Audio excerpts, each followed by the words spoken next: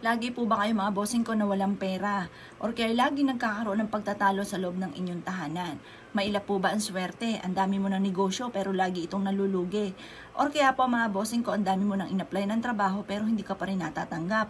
Or kung natatanggap ka, hindi ka rin nagtatagal. Dahil maaaring may kakaakibat ka na kamalasan. Subukan nyo po ito mga bossing ko dahil ito'y paborito ko na pampaswerte. Tambalan nyo po ito mga bossing ko ng dahon ng laurel or kaya po mga bossing ko bawang or kaya asin. Pero dahil ako nga po ay meron ng dahon ng laurel, meron din akong bawang na nakasabit sa aking pong pintuan. Etong tambalan nito ay the best din ito. Marami na nagpatotoo na sila po'y sinuwerte dito. Kumuha ka lang po ng kaparanggot na asin. Yung mga mumurahing asin lamang na napibili sa bangketa ang inyo pong bibilhin. Tapos tatambolan po natin ito ng bawang. Ngayon, kapag ginawa nyo po ito, dapat ay umaga. Tapos nakaharap ka sa gawing silangan mga bossing.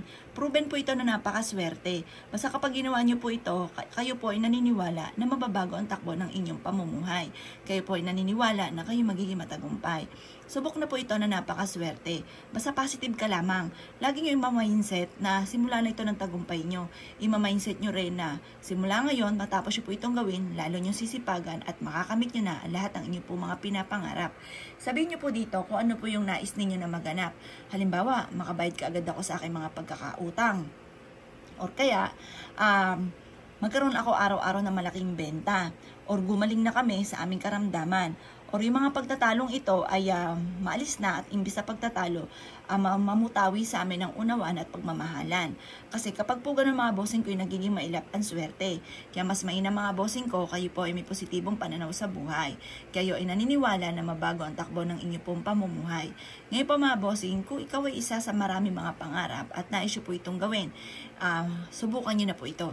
Dahil ako din nagsimula sa mga pampaswerte. Inugali ko rin ang pagsasabi ng mga magagandang salita. Dati-dati mga bossing ko, ang aking pag-uugali, lagi mainit ang aking ulo. At panay pangit ang aking sinasabi mga bossing. Ngayon, binago ko po yung sistemang ganon mga bossing. Dahil hindi nakatulong, bagkos ay dumami ang aking problema. Kung kayo naniniwala sa mga mga pamaraan, ay subukan niyo po ito. At kayo mismo ay makakapansin sa malaking magandang pagbabago na magaganap sa buhay po ninyo. Ngayon pa mga bossing ko, gawin niyo po ito ng mga bandang alas 7 ng umaga. Nakaharap ka sa gawing silangan. Pagtapos ka ng mag-wish, ibilad niyo lang ito hanggang alas 8. Huwag kayong mag-alala mga bossing ko, hindi ka agad matutunaw ang asin. Pero kung marami kayong mga problema at marami pang pagsubok na darating, asahan nyo, tunaw ko yan kaagad mga bossing. Huwag niyo pong sabihin na dahil mainit ang panahon. Dahil ang aking pong asin, kahit po taon at kahit gaano kainit ay hindi natutunaw. Pero ng mga unang araw mga bossing ko at unang buwan hanggang 3 buwan, tunaw po yan ng tunaw. Kaya ang ginamit ko ay lokal lamang na asin. Pinapaltan ko lamang po ito at tinatapon ko ito sa lababo. Ngayon pa mga bossing ko, ganun din po ang gawin po ninyo. Subok na po ito na napakaswerte. Basta kapag ginawa nyo po ito, naniniwala ka na mababago ang takbo ng pamumuhay. Kapag natunaw ang asin, tapon nyo lamang sa lababo. Tapon nyo na rin yung bawang. Tapos gumawa ka muli ng ganito. Hanggang sa mapansin nyo, hindi na po yan matutunaw. Marami ka siyang nahigop siyang kamalasan at kung anumang pagsubok yung darating, ay nahigop na rin po niya.